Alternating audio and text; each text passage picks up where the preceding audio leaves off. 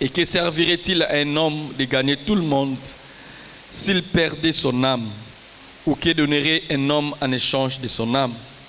Amen. On peut s'arrêter là. Le verset 24, Jésus parle en disant, si quelqu'un veut venir après moi, qu'il renonce à lui-même. J'ai promis l'autre fois que ces versets ou ces textes constituent carrément un sujet d'un séminaire. Que le christianisme, on ne vient pas où on ne suit pas Jésus avec le moi. Il doit renoncer à lui-même. Il renonce à ses valeurs. On n'a pas dit qu'il efface ça. On n'a pas dit que ça doit être ôté de sa vie.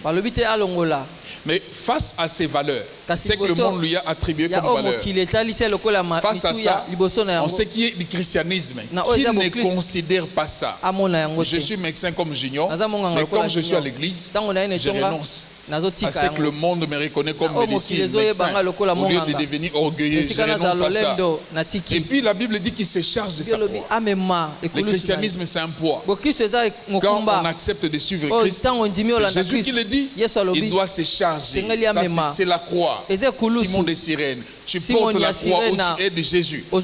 Sur le chemin de la crucifixion, il se charge de sa croix. Et puis il dit ensuite, il sera vraiment mon disciple. Verset qui suit.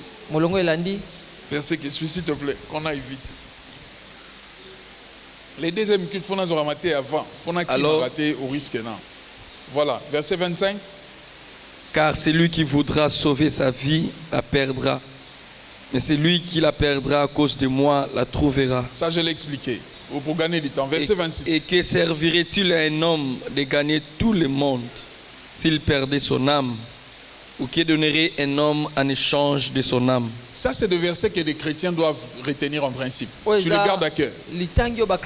Quand tu es sur le terrain de l'évangélisation, quand tu es en train de faire les débats bibliques, peut-être avec les autres religions, les autres croyances, tu retiens Matthieu chapitre 16, le verset 26. Bon, pour la bonne rétention, Matthieu chapitre 16, les chapitres A, le 6 à la fin, et puis le verset A, le 6 à la fin, à la différence des nombres, chiffres 1, 2.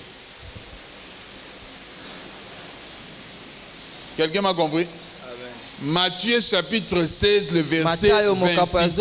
Tu retiens aussi de la même manière qu'on retient Jean 3, 16. Il y a de ces textes qu'il faut retenir. Jésus dit que servirait-il à un homme de gagner tout ce monde? Que lui servirait-il s'il perd son âme? Dans d'autres versions, on parle de la vie. Au lieu de parler de l'âme, on parle de la vie. Et moi, je symbolise cette vie comme la vie éternelle. La vie que Christ a placée en nous. La vie que Dieu nous a donnée. Jésus dit, que servirait-il à un homme de gagner tout ce monde? Ça veut dire, tu construis les immeubles à Gombe. C'est quel endroit qui est plus cher à Kinshasa ici? Les plus beaux quartiers. Tu ériges des immeubles. Tu peux même t'acheter des quartiers. Jésus parle en disant, que servirait-il à un homme de gagner tout ce monde? Même si tu t'achètes une ville, c'est à toi. Un peu comme dans 1800. Les Congo étaient une propriétaire du roi de la Belgique. Sa propriété à lui, il décidait toute cette terre revenait à quelqu'un dans le 1800. Que servirait-il à un homme de gagner tout ce monde? Jésus dit, si à la fin il perd son âme, ça ne te servira à rien. Non, moi j'ai eu tous les beaux hommes de la terre, tous m'ont suivi. Jésus dit, ça ne te servira à rien. Moi j'ai eu toutes les belles femmes. Il y a de ces hommes qui se frappent la poitrine. Peut-être ce genre de débat, ça n'existe pas à l'église. Mais ces débats existent au monde. Où vous voyez les hommes se concurrencient des nombres de femmes avec lesquelles ils sont allés. Celui-ci dit, moi de toute ma vie j'ai eu 40 femmes. Je suis allé avec 40 femmes. L'autre dit, moi je suis arrivé à 50. L'autre fois on était en train de parler avec les anciens, je crois. On parlait d'une dame, d'une jeune fille qu'on connaît, et puis on connaît sa vie, on connaît le passé. Je crois que l'un des m'a dit, cette fille doit, moi je trouve, avec sa vie sale, doit dans sa vie connaître au moins 60 personnes. Moi, je lui ai dit, moi, je leur ai dit, c'est peu. C'est très peu. Il dit, mais combien? J'ai dit, minimum, je peux parler du minimum de 100. Mais je suppose, on peut dépasser 150. Et toute sa vie. Je ne dis pas des relations amoureuses, des hommes avec qui elle a couché. Je dis, c'est que moi, je connais. Moi, je dis, c'est peu. On peut atteindre même ça, 50 plus. Alors, une telle femme peut se taper la poitrine. Moi, je suis belle. Moi, des hommes me suivent. Jésus dit que servirait-il à de gagner toutes ces choses. Si à la fin, il perd son âme, ce n'est pas une gloire de connaître toutes les filles de la terre. J'en ai parlé la fois passée. Salomon a dit vanité de vanité. Tout est vanité à la poursuite du vent. Donc, il y a de ces choses, ne te tape pas la poitrine. Moi, je suis. Non. Jésus dit que servirait-il à tu acceptes par exemple une loge, tu acceptes par exemple une pratique pour devenir riche, devenir important. Jésus pose la question, il dit à la fin si tu perds ta vie, ça te sert à quoi? Ça te sert à rien. Donc en d'autres termes, vaut mieux mourir, je n'ai pas dit manquant, mourir n'ayant pas tout, mais garder la vie que Christ nous a donnée. On préserve cette vie-là que Christ nous a donnée. C'est aussi important. Il va plus loin en disant qu'est-ce qu'un homme changera-t-il avec son âme, sa vie? Est-ce qu'il y en a des prix à payer? Matthieu chapitre 4. On lit vite. Matthieu chapitre 4, à partir du premier verset. Lisons la Bible. En attendant qu'il trouve des échanges existent dans la vie. Il y a de ces maisons, il y a de ces situations où on t'impose de faire l'échange de ton âme. Quand j'étais petit, j'étais en train de parler au premier culte. J'attendais mes grands frères disaient parler du Michael Jackson, les succès qu'il avait, et ils étaient déjà frères. Quelques-uns disaient, celui-là a déjà vendu son âme. Donc lui, l'enfer s'est assuré. Lui, le salut ne peut plus être son partage. C'est vraiment assuré. Il a vendu son âme. Il y a des échanges comme ça que les diable propose. Matthieu chapitre 4, premier verset, puis on descend. Alors Jésus fit emmener... Lisons ensemble, ceux qui ont leur Bible. Alors Jésus fit emmener par l'Esprit dans les déserts pour être tenté par les diables. La Bible dit, il fut emmené en esprit dans les déserts pour être tenté par les diables. Après avoir gêné 40 jours. Attends un peu. Je vais juste harmoniser les deux cultes. On parle de l'esprit qui a amené Jésus. On ne parle pas de Satan. L'esprit a pris Jésus pour l'amener dans les déserts. La Bible dit pour qu'il fût tenté par les diables. Dieu a permis à ce que Jésus soit conduit par l'esprit dans les déserts, être tenté par les diables, pour que nous qui allons croire à Christ, on arrive à tirer des enseignements. Aussi pour dire, tout celui qui acceptera de suivre Christ, de marcher avec Christ, il doit mettre en tête qu'il le fait ou non. Il est appelé un jour à être tenté par le diable. Dans le christianisme, un jour, le diable s'élèvera pour te tenter. Il s'élèvera pour te pousser à te perdre dans la foi chrétienne. Nous tous. Mais ça, Dieu nous a donné l'enseignement. Ce n'est pas avant qu'il a pris Christ. Il va dans les déserts, que le diable te tente. Il a voulu à ce que l'Église reçoive un enseignement par rapport à cette tentation. On avance. Après avoir gêné 40 jours et 40 nuits, il lui eut faim.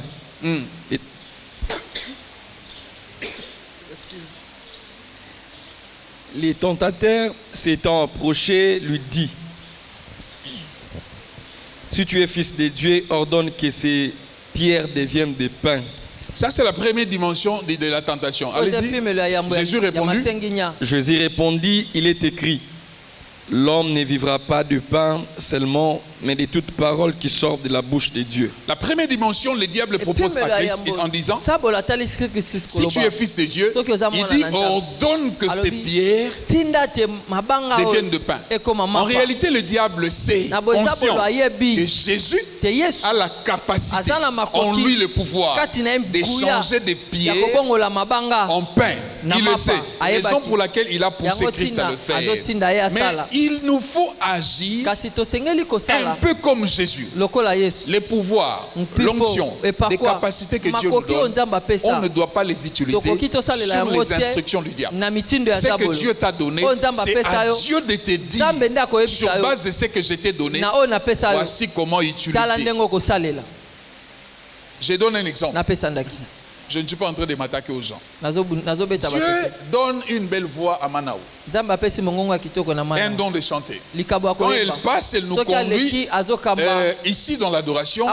Vraiment, on est béni. Mais le diable peut venir pousser Manao à exploiter ou à utiliser les dons que Dieu lui a donnés sur son instruction. Comment? Le diable lui dit, désormais, si on veut te faire chanter, il faut qu'on te paye.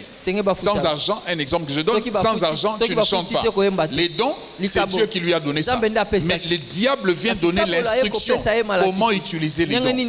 Dans ce que Dieu t'a donné, l'ennemi n'a pas à t'instruire comment exploiter les qualités et capacités que Dieu t'a données. Des fois, quand j'observe les gens, je me demande, est-ce que Dieu a mal fait de créer certaines personnes beaux et belles? Parce que Dieu t'a créé beau, parce qu'il t'a créé belle, ça doit être le sujet de vivre de manière désordonnée. Ce que Dieu t'a donné, c'est à Dieu de te dire ce que tu dois faire avec la chose. Jésus n'a pas répondu ou n'a pas cédé à ce que le diable lui a dit. Il a dit au diable, il est aussi écrit que l'homme ne vivra pas de pain seulement. Et de ces textes, frères et sœurs, ce qu'on doit retenir, le christianisme ne s'arrête pas dans la prière. Le christianisme ne s'arrête pas seulement par la prière. On vient, on élève le main, on prie. Le christianisme, il est bon qu'on élève la connaissance, que tu montes en connaissance. Regardez Jésus, sur base de ce qu'on lui disait. Ici, Jésus n'a pas rabâché. Ici, Jésus a répondu sur base de la connaissance de la parole. Mais beaucoup de chrétiens pensent que lire la Bible ou connaître la Bible, c'est une faiblesse. Ce n'est pas une faiblesse. Connaître la Bible, c'est une qualité. Et puis quelquefois, les miracles, les exaucements, les exploits, tu vas les avoir sur base de la connaissance des choses que tu connais de Dieu. Plus ta connaissance monte, il y a lieu que ton onction agisse efficacement. Plus la connaissance monte, il y a lieu que les dons que Dieu t'a donnés agissent efficacement. La connaissance, les chrétiens doivent travailler ça. Tout à l'heure, je posais la question à une de mes filles. Je lui ai posé la question, tu lis la Bible? Elle m'a dit, je n'ai pas le temps. Foyer, travail, il lit la Bible. Je lui ai proposé quelque chose. Je dis, attendez, prends même 10 minutes par jour, 10 minutes pour lire la Bible. J'ai dit à ma fille là, vous êtes des gens bénis. Toi qui parles français comme tu parles là, toi qui sais lire français, mais vous êtes des gens bénis. Moi j'ai vu des fidèles, il a la soif de connaître les Écritures, mais parce qu'il n'a pas eu la chance de passer par l'école, il ne sait pas lire la Bible et qu'elle tient la Bible. Il aspire à la connaissance, mais il ne sait pas accéder à la connaissance. C'est un peu comme une Bible qu'on te donne en anglais. Tu aspires à lire, mais tu ne sais pas accéder parce que tu ne maîtrises pas la langue. Il y a des choses comme ça. Mais la plupart d'entre vous, vous pouvez lire et puis comprendre. Dieu vous a fait la grâce de développer la connaissance. Le christianisme égale connaissance. Prends même 5 minutes par jour. Prends 10 minutes par jour où tu te donnes la discipline de lire la Bible. Je dis à ma fille, pour que ça t'aide, fais ceci. Le matin quand tu te lèves, comme une bonne femme de foyer, tu fais tes devoirs du foyer. Une fois que tu arrives au bureau, la première activité à faire, c'est la prière et la Bible. Et puis j'ouvre une parenthèse. Pour ceux qui travaillent, pour côtoyer un endroit du travail, ne commencez jamais le travail sans pourtant implorer la grâce de Dieu. À chaque fois que tu veux éviter une activité, que ça soit scientifique, une activité liée à l'intelligence, sollicite celui qui est la source. Tu lui dis viens, sois avec moi dans ce que je veux faire. Je suis par exemple dans une maison où je vends. Tout l'argent qu'on m'amène, ce n'est pas de l'argent normal. Ça, vous le savez. Il y a de ces billets, tu déposes, ça touche les autres billets, ça fait disparaître les trous. Ça existe ce genre de choses. Mais si j'avais prié avant de débuter, j'ai l'onction sur moi, j'ai l'effet sur moi, tout ce qui viendra, ça sera paralysé. Prends la décision de développer ta connaissance. Jésus ici, il n'a pas réagi sur base de la puissance de l'onction. Il a réagi sur base de la connaissance en disant au diable, il est écrit. Mais avant d'évoluer, je me dit, si Jésus, il avait changé des pierres en pain. Cela n'allait pas déranger sa relation avec Dieu. N'allait pas couper sa relation avec Dieu. Quoi qu'il allait désobéir, mais leur relation ne serait pas coupée. Ça, c'est la première dimension de la tentation. On avance. Le diable les transporta dans la ville sainte, les plaça sur le haut du temple et lui dit: si tu es fils de Dieu, jette-toi en bas, car il est écrit: il donnera des ordres à ses anges à ton sujet, et ils te porteront sur les mains, de peur que ton pied ne heurte contre une pierre. Jésus lui dit: il est aussi écrit: tu ne tenteras point le Seigneur ton Dieu. La Bible dit le diable le transporta dans une montagne très élevée. Et il lui dit la parole. Retenez ceci. Le diable peut utiliser. Si le voisin dort, réveille-le. Le diable peut utiliser cette parole des Écritures pour te pousser à désobéir à Dieu. Et il utilise la Bible. Quitte à toi d'avoir une connaissance pour savoir que là où la partie où il exploite maintenant, les contextes n'honorent pas Dieu. Tu dois avoir l'intelligence pour ça et la connaissance pour ça. Mais il peut utiliser la Bible que tu tiens entre tes mains pour te pousser à désobéir. Jésus lui répondit, quand le diable lui a dit: tu peux te jeter, il ordonnera à des anges de venir te transporter. Des choses que le diable disait, c'était des choses normales. Il savait que Dieu a la capacité de le faire. Mais Jésus répond en disant: il est écrit, tu ne tenteras pas le Seigneur. C'est pas parce que je suis chrétien, c'est pas parce que je connais Dieu, je vais aller aux cabines de courant là-bas, à l'école officielle laïque, sans protection, et puis je vais tout ça des histoires. Ça va rien me faire parce que je suis chrétien. Là, c'est tenter Dieu. C'est de ce que Jésus est en train de parler. C'est pas parce que je suis chrétien, je peux dire: voilà, je vais traverser aujourd'hui le fleuve à pied, aller jusqu'à Brazzaville, et puis je mets mes pieds. Ça, c'est tenter Dieu. Qu'est-ce que Jésus veut dire? Quand nous nous retrouvons en train de tomber, qu'on n'a pas voulu, qu'on n'a pas souhaité, on tombe, là Dieu intervient. Il envoie des anges pour nous sauver. Mais ce n'est pas à nous d'aller provoquer les choses. Quand on grandissait, les saints, donnez-moi un amen. Les trois, non, vous êtes 2 fois saints. 2 fois saints, donnez-moi un amen. Vous ne croyez pas que vous êtes saints? 2 fois saints, donnez-moi un amen. Vous, les 2 fois saints, vous n'avez jamais eu des camos. Nous, les 0 fois saints, ça nous est arrivé d'avoir des camos. Écoutez ce qu'on nous disait. On nous disait: parce que tu as des camos, si tu veux être fort, efficace, ne provoque pas la bagarre. Ceux qui ont des camos, on nous disait: toi insulte, mais ne commence pas. Je ne sais pas sur base de quel principe. Je peux t'insulter pour que toi tu m'attaques. On nous disait: si on t'attaque, ça va fonctionner efficacement. Au lieu que toi tu commences. Sur base de quel principe? Je ne sais pas. Mais je prends de ces principes pour un peu nous dire la spiritualité. Dieu ne nous envoie pas aller commencer à chercher des problèmes. Mais Dieu est là pour nous préserver, nous sauver quand il y a un problème. C'est ce que Jésus a dit. Il a dit au diable: il est aussi écrit que tu ne tenteras pas. C'est pas parce que tu es chrétien que tu dois vivre dans les désordres sexuels au nom de quoi je n'aurai pas le sida. Tu auras le sida et puis tu mourras réellement parce que tu es allé chercher. Mais c'est que Dieu aime, qui nous protège. Là où quelquefois on ne sait pas, quelquefois on est ignorant, il nous protège là.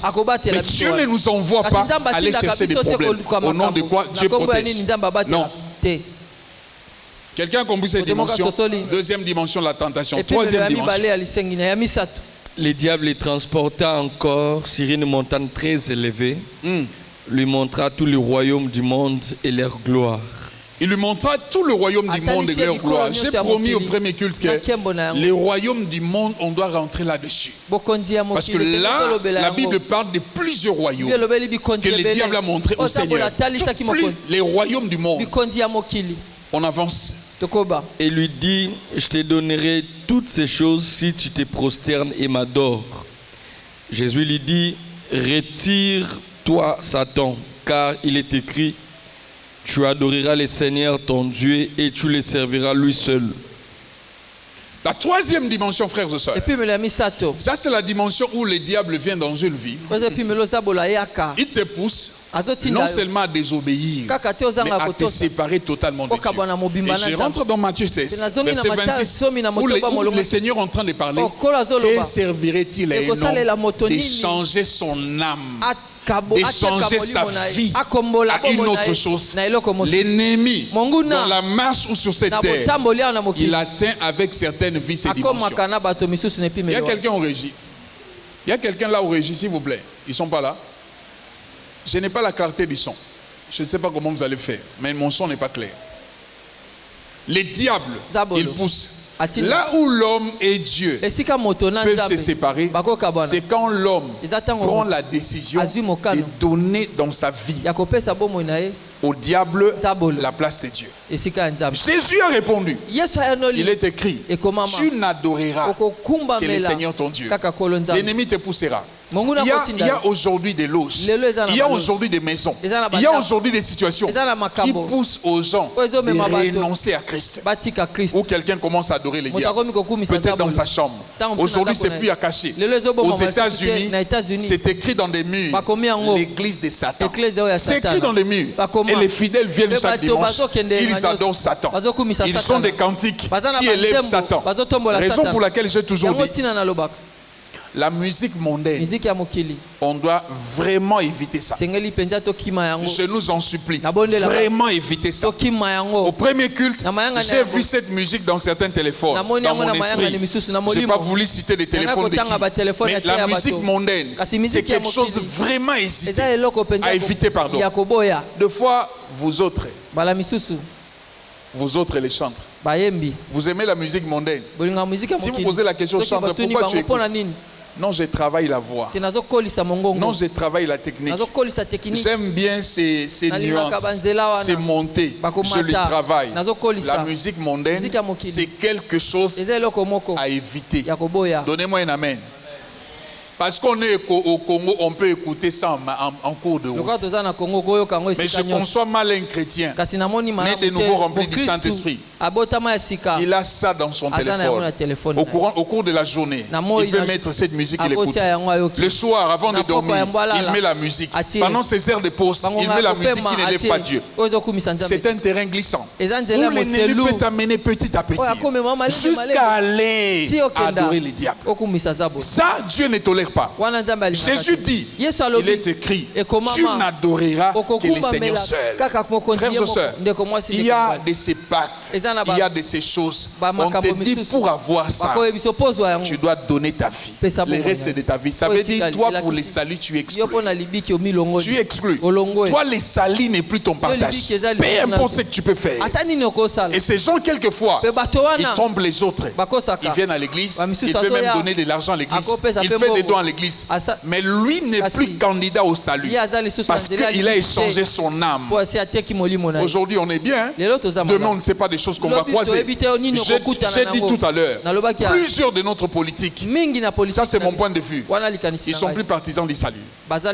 Comment trouvez-vous quelqu'un dans tous les régimes qui vient, on l'appelle pour travailler? Il n'est jamais traité de traître. Il n'est jamais traité d'infiltré. Tous les régimes qui viennent, parce que dans les temps passés, il avait donné sa vie. Lui dit, moi, Jésus, je ne le recevrai jamais. Tout ce que je veux, c'est ce que ce monde peut offrir. Jésus parlant de ça en disant, que servira-t-il à un homme en échange de son âme? N'échange pas ton âme par rapport à quelque chose. Non, n'échange pas ça. Il est bon que tu conserves les saluts. Je parle à quelqu'un. Tu conserves les saluts. On te propose demain des postes élevés, influents. Au nom, je ne sais pas moi quoi, que tu te dises, je préfère rester en Christ et ne point changer mon âme, ma vie, par rapport à certaines choses. Dans les années passées, j'ai encadré une de mes filles où toute la famille était plongée dans l'occultisme. Dieu a fait la grâce que par moi qu'elle a reçu le Seigneur Jésus. Je lui posais la question comment elle a adhéré. C'est elle qui m'a appris que c'est son père qui l'a fait adhérer. Mais elle m'avait laissé attendre une chose. Elle m'a dit, Moi j'ai accepté Jésus. Mais le niveau où mon père a atteint, c'est difficile pour qu'il accepte Jésus. Il nous dit toujours, lui il mourra dans ça. Donc il y a de ceux, les gourous des sectes, les maîtres des sectes, on leur a fait faire des vœux, des promesses. Vous n'abandonnerez jamais les diables. Et ils ont vendu leur esprit. C'est de ça que Jésus parle. En échange de leur âme. N'échange pas ton âme au nom de quoi que ce soit. Au nom d'une richesse. Au nom de savoir. Non. Garde le salut. Garde le christianisme. Car Jésus revient. Je dis Jésus revient. Jésus revient. La Bible dit quoi? Recherchez premièrement le royaume de Dieu. Christ revient. L'église, la priorité qui nous amène ici, c'est hériter le royaume de Dieu. N'oubliez pas ça. La priorité ici, ce n'est pas être béni, ce n'est pas de voyager, mais la priorité qui nous amène à l'église, c'est hériter le royaume de Dieu. Retiens cette priorité, retiens cette raison, et puis marche avec cette raison. Philippiens chapitre 1, à partir du verset 20. Donnez-moi un amen. Amen. Deuxième culte, j'aurais plus besoin des amens pour chasser les sommeils. Amen, hein? Amen. Selon ma ferme attente et mon espérance. Verset 20. Yes. Chapitre 1er, le verset 20. Selon ma ferme attente et mon espérance que je n'aurai honte de rien, mais que maintenant, comme toujours, Christ sera glorifié. Selon ma ferme attente et mon espérance. Que je n'aurai honte de rien. Yes. Mais que maintenant, comme toujours, Christ sera glorifié dans mon corps avec Attends d'abord que je parle du premier parti pour harmoniser les deux cultes. L'apôtre Paul dit selon ma ferme attente et mon espérance. Il insiste en disant je n'aurai honte de rien. Ma ferme attente. Ça veut dire ceci, ce n'est pas négociable. Ferme attente. Et mon assurance, ce n'est pas négociable. Il dit, je n'aurai honte de rien. Christ dans ma vie, il dit, il sera glorifié. Je n'aurai honte de rien. En d'autres termes, même si je manque d'habits, parce que j'ai Christ, je n'aurai honte de rien. En d'autres termes, même si je manque à manger, même si les gens m'aident pour manger, survivre, quelqu'un me paye le loyer. L'apôtre Paul dit, je n'aurai honte de rien. J'ai dit tout à l'heure, beaucoup de mes filles fuient l'église à cause de l'habillement. Que ce soit des femmes mariées célibataires, à cause de l'habillement. Tout ce temps, tu ne viens pas à l'église, pourquoi? Elle vous répond calmement, j'ai des problèmes. Les problèmes en question, c'est l'habillement. Elle n'a pas d'habit, c'est que là, les gens ont tellement vu ça, elle ne peut pas venir à l'église avec ça. L'apôtre parlant de ça, il dit je n'aurai honte de rien. Peu importe ce qui m'arrive. Parce que mon assurance, elle est ferme à cause de Christ.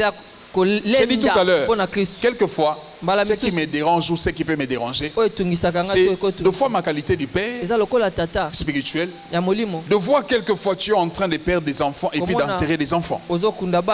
Mais l'apôtre est en train de dire, peu importe ce qui arrive, il dit je n'aurai honte de rien. Pourquoi? Pour la simple raison de Christ.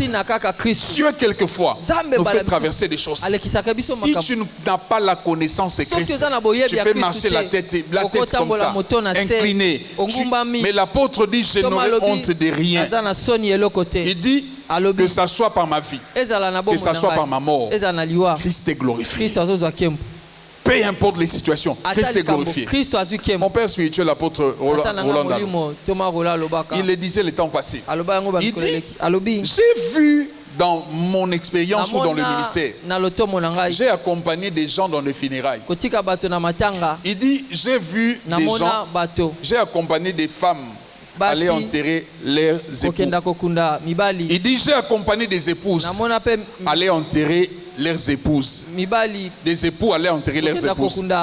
Il dit, j'ai accompagné des enfants aller enterrer leurs parents. Mais il dit, une chose qui fait mal, où je vis les degrés de douleur se diffèrent. Quand j'accompagne un parent qui va accompagner, enterrer son enfant, il dit là c'est quelque chose qui fait mal. Ça c'est mon père spirituel qui dit dans sa petite expérience. Il dit priez pour que vous ne perdiez pas des enfants, parce qu'il n'y a pas une chose qui fait mal de voir un parent en train d'enterrer les enfants. Et de ces deux fois, quand on est parent, que ce soit spirituel, physique, il y a de ces réflexes, il y a de ces sentiments qui peuvent monter en toi. Quand tu vois que tu enterres tes enfants, quelquefois tu peux être révolté. Mais quand je rentre dans la logique de l'apôtre Paul, qu'est-ce dit l'apôtre Paul? Il dit, peu importe ce que je traverse, je n'aurai point honte. Frères et sœurs, j'ai dit tout à l'heure, à l'église, la mission première, c'est le royaume des cieux. Quand tu viens, sois-en sûr que toi tu as hérité le royaume. En venant l'église, sois-en sûr que Christ est à toi, en toi dans ta vie. Il est bien assis. Parce que les jours et l'heure, personne ne maîtrise. Personne ne maîtrise. Deux fois, ça m'arrive. On finit la nuit de prière. Ça m'est arrivé une ou deux fois. Je prends ça. Et puis j'arrive au mosquée. Généralement c'est au mosquée. Tu courbes au mosquée pour monter vers Kwado. Ou bien les matins du samedi quand je descends l'église. Généralement tu trouves un véhicule dans les caniveaux. Tu poses la question, il s'est passé quoi? On peut te dire cet accident il n'y a pas eu de mort. L'autre accident il y a eu de mort. C'est des gens qui proviennent généralement des bars, des boîtes de nuit, et qu'il rentre en vivali, pour lui il rentre à la maison alors qu'il va dans les séjours de mort. Quand ça arrive, on ne sait pas. Mais l'apôtre dit, j'ai commenté l'autre fois, si ton corps vit la mort, c'est une situation où Christ est glorifié. Moi qui vous parle, je suis en vie. L'apôtre dit, Christ est glorifié pour ça. Ceux qui sont morts, qui nous ont précédés, l'apôtre dit, Christ est glorifié pour ça. Pour ceux qui marchent avec Christ, peu importe des choses qui nous arrivent, pour l'apôtre Paul, il dit que Jésus-Christ de Nazareth, il est glorifié. Donc notre vie devient un sujet de louange pour Christ, peu importe ce qui nous arrive. Dans des siècles présents, passés, 14e siècle, 13e siècle, 15e siècle, il y avait des rois antichrists qui n'aimaient pas le christianisme. On a arrêté certains chrétiens, un peu comme à l'époque de Daniel. On les a mis dans des cages de lions. Et puis on garde des lions affamés 3 jours. Plusieurs personnes, on ouvre ces lions-là. Ils vous attaquent. Les gens qui ont observé, ils ont dit, ils voyaient des chrétiens mourir. Mais certains mourir en rigolant. Ils mouraient dans la joie. Ils étaient contents de mourir à cause de leur foi. Mais je doute fort, tel que nous sommes là, qu'une seule personne accepte de traverser cette expérience. L'apôtre dit, les choses qui peuvent nous arriver, peu importe, Christ trouve la gloire là. Tu pleures, Jésus a trouvé la gloire. Tu meurs, Christ a trouvé la gloire. Tu es vivant, tu témoignes Christ, il a trouvé la gloire. Dans toutes circonstances, il trouve la gloire. Il dit, je sais te faire ma assurance là. On évolue. Verset suivant.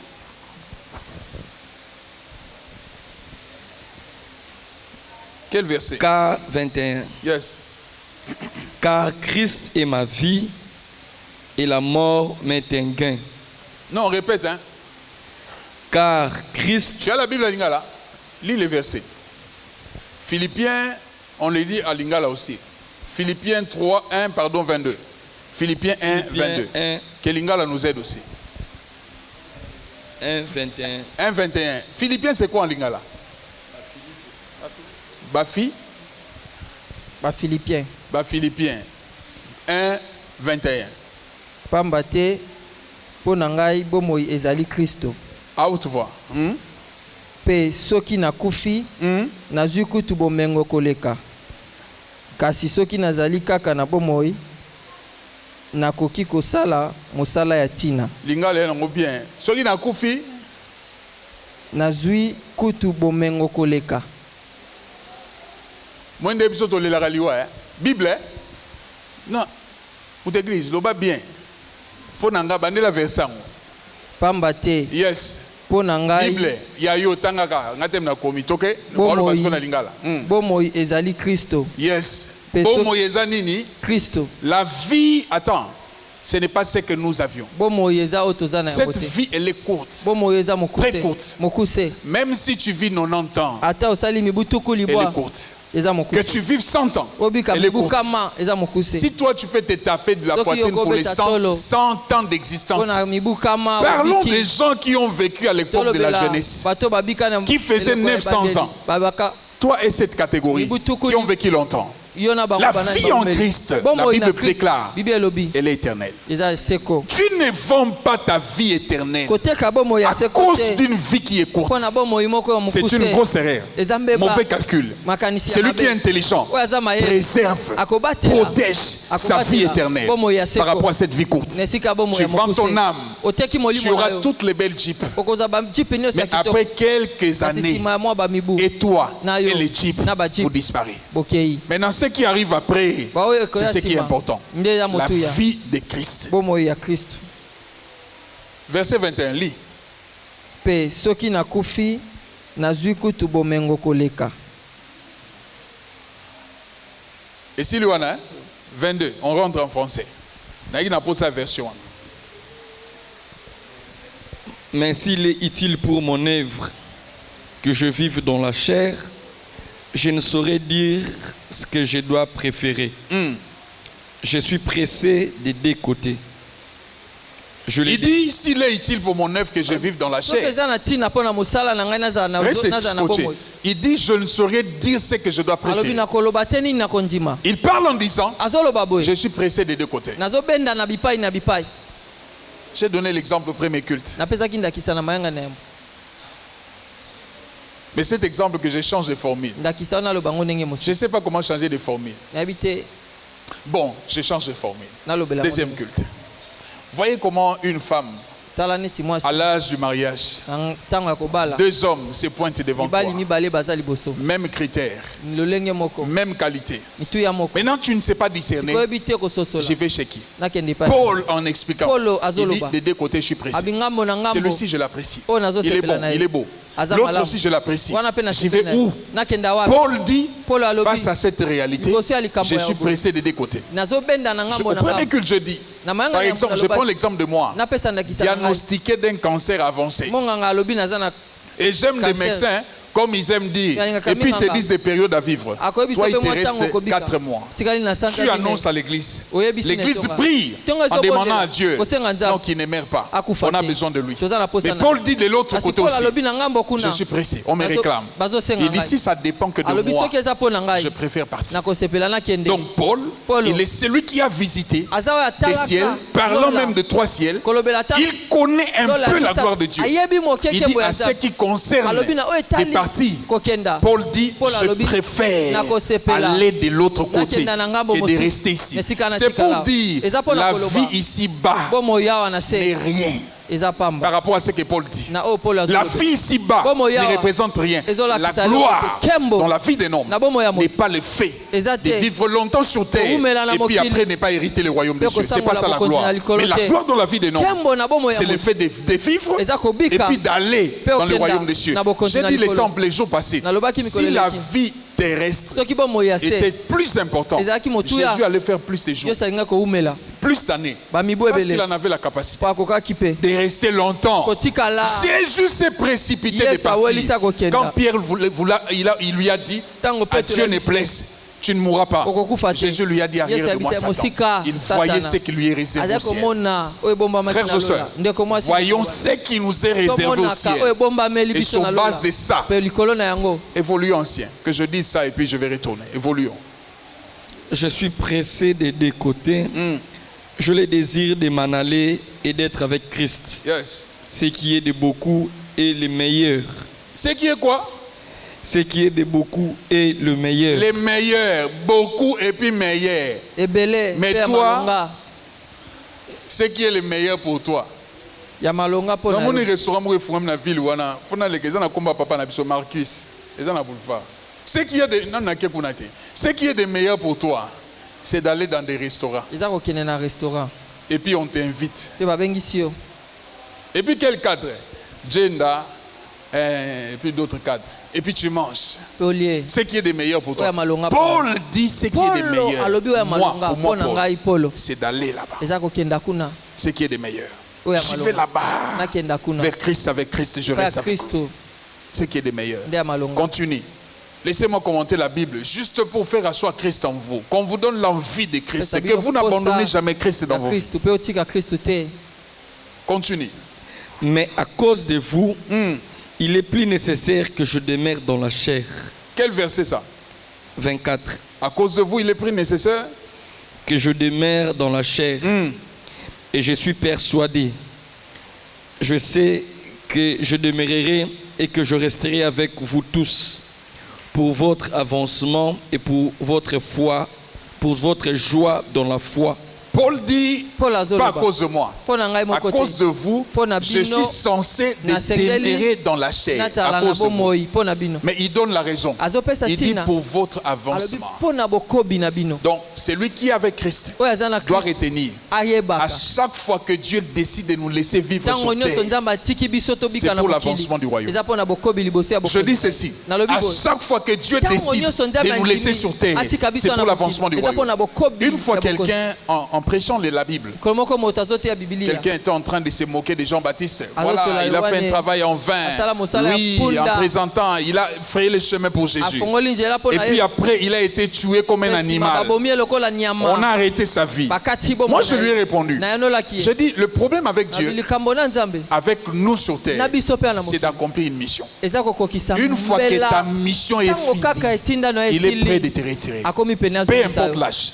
Jean-Baptiste, la Bible dit, il était créé quand l'ange disait à Élisabeth pour préparer le chemin du Messie. Il préparait le chemin. Jean a préparé. Les jours où Jean a dit, voici l'agneau de Dieu qui ôte les péchés du monde, sa mission était finie. Sa mission était finie. Jean était crédible. Si vous lisez les textes, même Hérode a eu du mal à tuer Jean, à décapiter Jean, parce que la Bible dit on les prenait comme un prophète, un saint prophète de Dieu. Les peuples honorés. Hérode a eu du mal à les décapiter. Jean était respecté. Mais sa mission avait pris fin quand il a dit voici celui-ci, l'agneau de Dieu qui est le péché du monde. Quand Dieu permet que tu existes sur terre, tu dois mettre en tête, c'est pour faire avancer. Paul dit pour votre avancement. Toi, tu fais avancer quoi? Du royaume de Dieu. Tu fais avancer quoi? Du royaume de Dieu. Je parle de ça parce que j'ai contextualisé par rapport à la disparition de l'un de nous. En lisant les statuts de plusieurs, lors de sa mort, la plupart disent quoi? Non, tu étais dévoué dans l'œuvre de Dieu. Tu t'es donné, tu ne manquais pas. Voilà. La plupart disent ça. Ça veut dire, elle, à son tour, elle a contribué à l'avancement. C'est ce que ça veut dire. Tous vos statuts, ça veut dire ça. Tu étais toujours présente, tu ne manquais pas, tu avais les fardeaux, la passion. Ça veut dire, dans sa vie sur terre, elle a contribué. Elle a croisé ce que Paul dit. Toi, en l'église, dans le christianisme, tu fais quoi pour faire avancer quoi? À part le fait de décourager les gens. À part le fait de décourager les gens. Quelqu'un décide de chanter. Il vient à la chorale, il chante. Quand il finit, il descend. Toi, tu le suis. Tu n'as pas remarqué? La personne dit non. Quand tu chantais, tel s'est moqué de toi. Oui, il te riait, il te rigolait. Tout ce que tu connais, c'est ça. Quelqu'un m'a dit, il y a une personne qui passe de maison en maison à les raconter quelquefois des choses, des mensonges sur ses frères et sœurs. Ça, ce n'est pas contribuer à l'avancement. Paul dit, Si Dieu me garde en vie, je suis là pour que Junior avance dans les choses de Dieu, dans le royaume, même dans sa vie. Ma prière, les quelques jours que Dieu me prête sur terre, que je vous fasse avancer dans le royaume, que vous avancez. Ça c'est ma prière. Mon rôle sur terre, que vous avancez dans les choses de Dieu. Si demain je ne suis pas là, là où je vais laisser les flambeaux, que vous allez avec ça plus loin, très loin. C'est ça ma prière. Toi ton rôle c'est quoi? Dans le royaume tu apportes quoi? D'autres ils préfèrent s'asseoir sur les chaises. Ils viennent à l'église, ils s'assiedent. Les autres travaillent. Toi tu fais avancer quoi? Donnez-moi un amen. Rentrons maintenant au verset 22. Je voulais expliquer ça. Verset 22. Rentrons là. Mais s'il est utile pour mon œuvre. Attends un peu.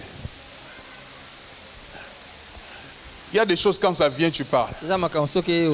Et des catégories de frères qui ne font qu'avancer des sœurs dans la foi, pas des frères. Ouais.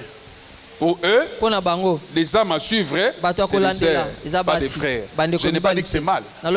Mais si on peut prendre le soin de tous les âmes, mais on ne doit pas être seulement l'encadré des sœurs. Là, ça devient un problème. Et d'autres sœurs qui aiment qu'être encadrés par des frères, pas des sœurs. Non, moi les sœurs elles sont compliquées. Ça c'est juste un exemple que je donne. On vit sur terre pour que les autres avancent. Qu'ils avancent.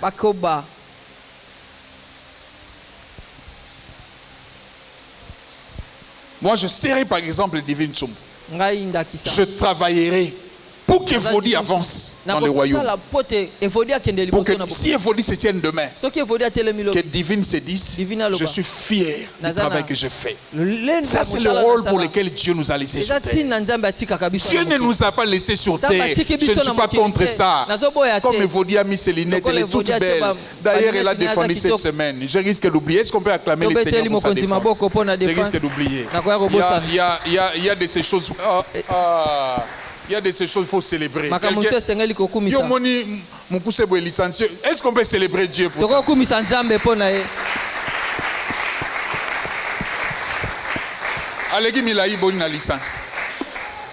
Mais la vie ne s'arrête pas, frères et sœurs, à avoir la licence.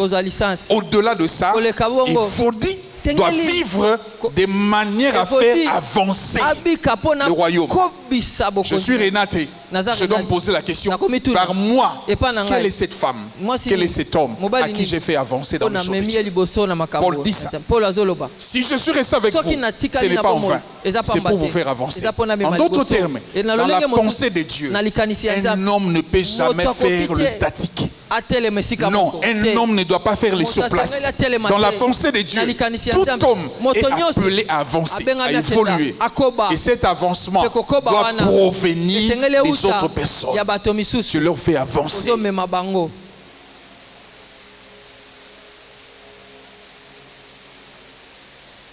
Je parle à quelqu'un?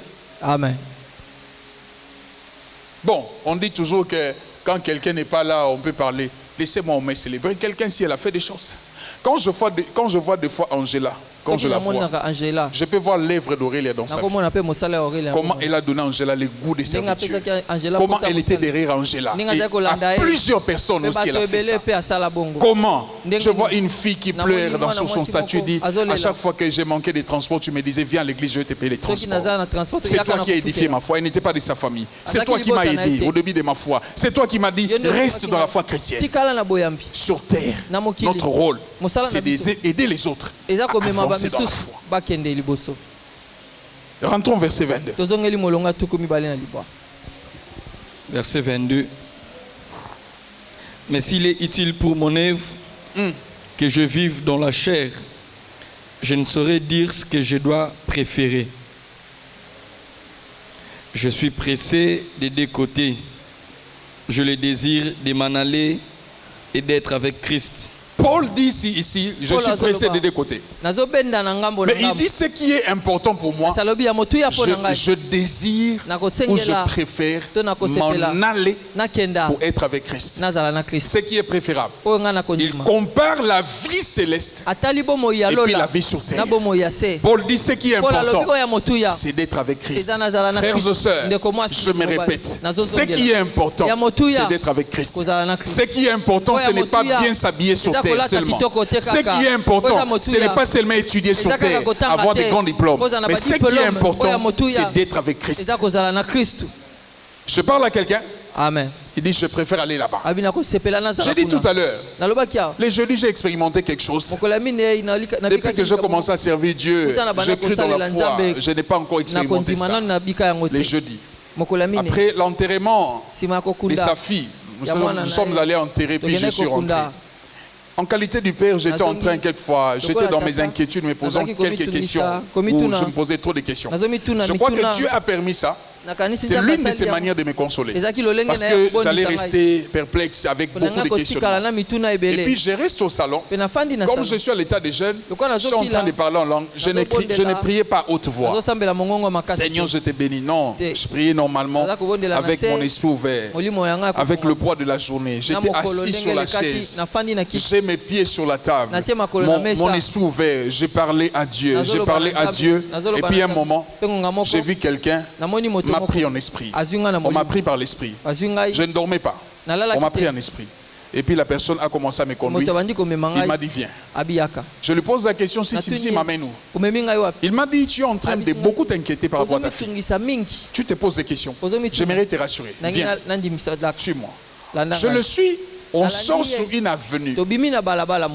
Je n'ai jamais vu une avenue belle comme ça. De toute ma vie. Même dans des films Hollywood, ces genres d'avenue n'existent pas. Les gens disent que la plus belle avenue, c'est les Champs-Élysées du monde. C'est comme ça que les Français disent pour se vanter. Mais ça m'est arrivé de me retrouver sur Champs-Élysées. J'ai marché, j'ai fait les Champs-Élysées. J'ai regardé de bout en bout. C'est beau. Champs-Élysées. Mais ce que j'ai vu, Champs-Élysées, je ne dois pas dire 1% sur 100. Il faut descendre encore. Ce que j'ai vu. L'avenue n'était pas asphaltée. C'était une avenue avec des sables. Il y avait des fleurs de ce côté, des fleurs de ce côté. Des couleurs vertes que je ne vois pas sur le monde ici. Maintenant, je pose la question à cet homme. C'est un être céleste. Je lui ai dit, mais ces fleurs sont différentes de nos fleurs qu'on a sur terre. Il m'a dit, la seule raison, c'est que tu n'es pas sur terre. Ici, c'est un autre monde. La raison pour laquelle tu peux voir cette différence. Ça ne peut pas ressembler avec la terre. Je n'ai jamais vu des couleurs de ces fleurs. Il m'a dit, viens, on part. Celle pour qui tu te plains, elle est là-bas. Tu vois là-bas. Là-bas. Viens, je t'aide. Tu vas aller voir là où elle est. Ça va t'aider à ne plus t'inquiéter. Parce qu'elle est à un bon endroit. On a commencé à partir. Et puis après, mon intelligence dans la vision a agi. J'ai dit à l'homme, mais attends, tu m'amènes comme ça. Déjà, l'endroit, c'était tellement glorieux. Là où il me montrait, c'était comme un palais. Et puis, il y avait comme des fumées. Il m'a dit, ils sont là-bas. Et ta mère aussi, tu te plains. Là-bas. Viens, tu vas aller voir dans quelles conditions ils sont. Ça va te consoler. Il m'a dit, tu vas la voir. Tu vas voir Aurélia. Elle est là-bas. Aurélia dont tu te plains sur terre. Elle est là-bas. Aurélia est là-bas. Je dis, et puis je m'arrête, je dis, je pose la question à l'homme. Si j'y vais là-bas et que je ne retourne pas, parce qu'ils sont déjà morts, que ce soit Aurélia, que ce soit ma mère, ils sont morts. Je peux aller, je ne retourne pas. Dans quel état je vais laisser les Ils seront choqués. Il m'a dit pour toi, toi tu vas retourner. Toi tu n'iras pas pour de bon. Mais question de visiter. J'ai eu peur. J'ai dit la gloire que je vois de loin, elle est si forte. Je ne crois pas supporter. Je préfère m'arrêter ici. L'homme m'a supplié. Il m'a dit viens. Moi je ne mens pas au nom de Dieu. Pas ici. Je ne suis pas menti ici. Viens. J'ai dit non. Et puis je sursaute. Je rentre dans la chaîne. Ça a pris quelques minutes. On m'a encore pris en esprit. Je me retrouve sur la même avenue, même réalité. Il m'a dit, viens, je te montre pour te rassurer. Je lui ai dit non, je ne préfère pas. Au risque de ne pas rentrer. J'avais cette peur-là. Il m'a dit, tu as refusé, mais je te rassure, ils sont là-bas. J'avais comme l'impression de ces lieux-là, une sorte de musique sortait de loin. Je voyais une gloire, une lumière que je n'ai jamais vue, qui n'existe pas sur terre. Frères et sœurs, quand je suis rentré dans ma chair, je peux parler comme Paul. J'ignore si on me pose la question maintenant, entre ce que j'ai vu et la terre, je préfère ce que j'ai vu. Honnêtement, Dieu m'a tant parlé. Là, je parle au nom de celui qui m'a pris dans la jeunesse, qui m'a sauvé. Je lui ai servi toute ma vie, depuis ma jeunesse. Je parle en son nom en levant ma main. Si on me pose la question maintenant, c'est que moi j'ai vu, je préfère aller là-bas, où tu vois la beauté, où tu vois c'est beau. Je peux dire, l'espérance en Christ, que l'on garde ça. Ce que nos yeux voient n'est rien par rapport à ce qui nous est réservé. Ce n'est rien. Paul avait raison de dire, je suis pressé. Je crois que Dieu lui avait fait voir. Dieu lui a flashé là où il doit partir. Tous les saints qui sont morts, quand nous pleurons, en réalité, s'ils nous voient, ils peuvent rigoler. Ils se disent, regardez-moi ces gens, je ne peux plus retourner là-bas. Votre milieu sale, impureté, je ne peux plus retourner là-bas. Parce que la gloire qu'il y a au ciel, c'est extraordinaire. C'est de ça que Paul dit. Je suis pressé de m'en aller. Je prie Dieu que toi aussi, quand toi aussi tu partiras, que tu voies ce que Dieu m'a flashé. En tout cas, moi, cette expérience, ça m'a mis dans un état, ça m'a rassuré le christianisme. Oui, ça m'a rassuré. Je peux dire cette fille, ma fille, sa vie m'a béni et sa mort m'a béni. Par sa mort, Dieu a permis de me faire visiter les cieux. Donc même sa mort m'a béni. C'est que j'ai vu ancien. Je n'abandonnerai jamais Christ. Pour rien au monde, je préfère revoir cette beauté, vivre dans cet environnement-là, que de rester sur terre, aller dans le feu éternel. Accrochons-nous. Accrochons-nous. Il y a une couronne. Accrochons-nous. Il y a la récompense. Accrochons-nous à Jésus. Il nous a réservé la gloire. Demain, si on n'est plus là, tu seras dans la gloire. Raison pour laquelle Paul dit, je suis pressé d'aller. Paul était pressé. Ce qui me retient, parce que je suis père de famille, je suis responsable de l'église des Seigneurs. N'était ça. Je peux demander à Dieu maintenant, j'ai besoin de ça. Amène-moi là-bas. Et puis vous restez avec le corps. Vous restez pleurer. Et moi je vais dans la gloire. Ce que j'ai vu, honnêtement, ce que j'ai vu. Mais je suis resté pour vous faire avancer. Et puis désormais, ma conception a changé. Je travaillerai de manière à faire avancer encore le royaume, à faire avancer encore la vie. J'ai été heureux de voir moi amener quelqu'un là-bas. C'est moi qui ai prêché au Christ. C'est moi qui lui ai conduit au Seigneur. J'ai été heureux de voir à cause de moi. Ça m'a édifié. Je suis en train de réparer la pick-up. Chaque samedi, grâce à Dieu, on sera dans la rue. On prêchera l'évangile. On dira aux gens, donnez vos vies à Jésus. Que plusieurs connaissent le Seigneur. Qu'ils aillent là où j'ai vu. Que mon existence sur terre soit une raison de faire accepter à plusieurs Jésus de Nazareth. C'est une âme que j'ai prêchée. Tu as permis par lui que je visite le ciel. Je prie Dieu qu'on se retourne tous au ciel. N'abandonne pas Christ. N'abandonne pas Christ. On ne s'habille pas, gloire à Dieu.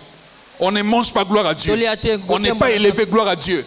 Les autres sont élevés, gloire à Dieu. Mais nous autres, on garde Jésus. On les garde.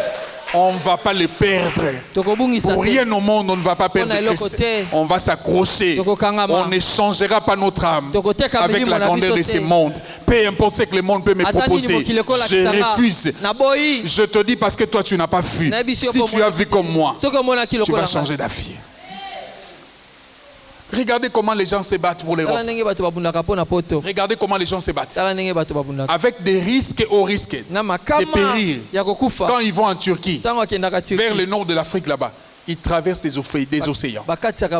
Dans des conditions difficiles. Le but, c'est d'atteindre l'Europe. C'est ça le but. Et quand ils atteignent, ils ont comme l'impression qu'ils sont arrivés. L'Europe est beaucoup loin en termes de conditions par rapport à ce qui nous attend. L'apôtre dit, je préfère être avec Christ. Je préfère être avec Christ. Ces jours-là dans la gloire, je préfère que nous tous, qu'on lève nos mains en disant, nos mains sont levées, nous voulons t'élever, t'adorer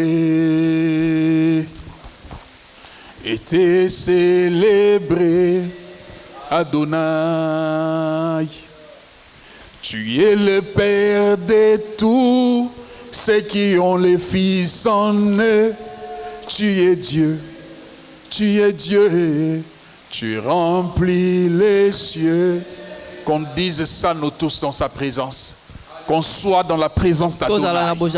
Ne manque pas cette présence. Ce n'est pas la musique de Fali qui peut te faire manquer ça. Ce n'est pas les Beaufort, je ne sais pas moi les Neken qui peut te faire manquer ça. Ce n'est pas la vie de femmes et des hommes qui peut te faire manquer ça. Qu'on soit là ces jours-là, on les célèbre, les véritables dieux Adonai. C'est dans ça qui nous attend.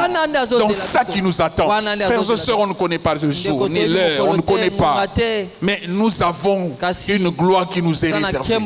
Ça c'est réservé seulement à ceux-là qui ont Christ. Seulement ceux-là qui ont Christ. J'aimerais inviter quelqu'un qui n'a pas Jésus de vrai dans sa vie, de lui donner sa fille.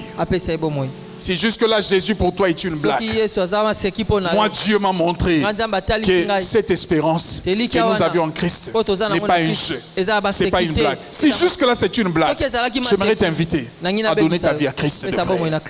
Arrête un peu. Et puis j'aimerais insister, les sorciers n'hériteront pas le royaume des cieux. Je me répète, ils n'hériteront pas le royaume des cieux. Je me répète, quand on est sorcier, on n'a pas les seuls dieux. Ils n'hériteront pas le royaume des cieux. Il est bon que tu renonces à certaines choses qui peuvent faire que tu aies des divinités pour hériter le royaume des cieux. Donne ta vie à Jésus, si tel est le cas. Est-ce qu'on peut se mettre en prière, s'il vous plaît? Mettons-nous en prière. Commençons à prier.